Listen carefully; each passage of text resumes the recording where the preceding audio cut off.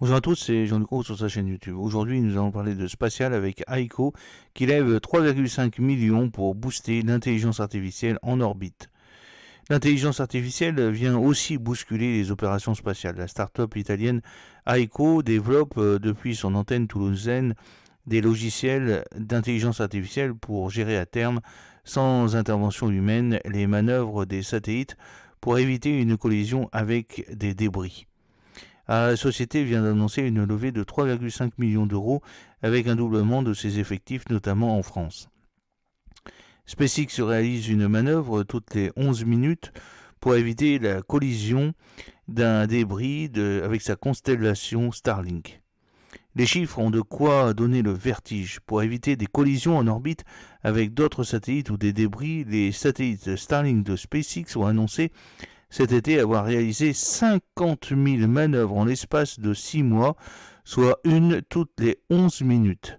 Et d'après des projections, la société d'Elon Musk aura besoin de réaliser une manœuvre toutes les 11 secondes dès 2028.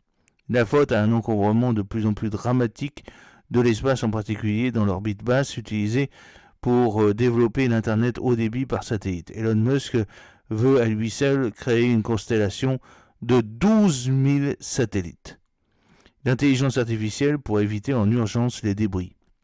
Cette explosion du nombre de satellites et de débris rend plus complexe les missions des opérateurs au sol. D'où l'idée de la start-up italienne Aiko de faire appel à l'intelligence artificielle. Fondée en 2017 à Turin, la jeune société a ouvert en fin 2022 une antenne en France à Toulouse. Cette dernière développe des solutions d'intelligence artificielle pour les logiciels à bord des satellites afin de déclencher à terme les manœuvres de satellites sans intervention humaine. En cas d'urgence, le satellite est capable de s'écarter des débris sans avoir besoin d'une intervention du segment sol.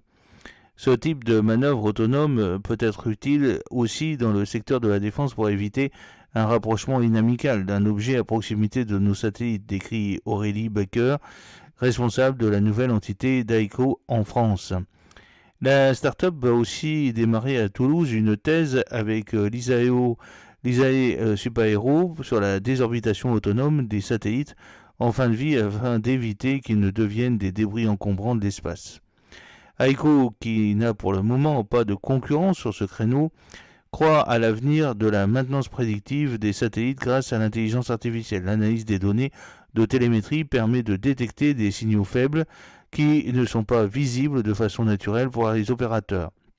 Cela permet de prédire les dysfonctionnements et ne pas avoir un satellite en panne à un moment crucial de la mission. L'intelligence artificielle peut être un véritable support aux opérateurs, ajoute Aurélie Baker.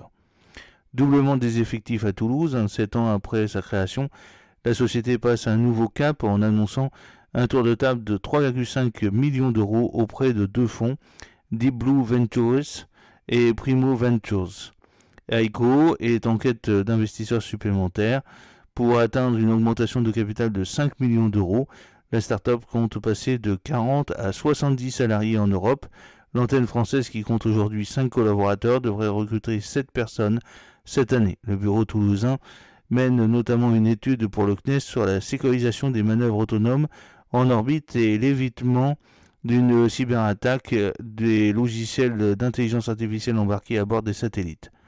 Aiko entend aussi ouvrir d'ici 2025 un bureau commercial aux États-Unis où la dynamique du New Space est très forte dans le sillage de SpaceX.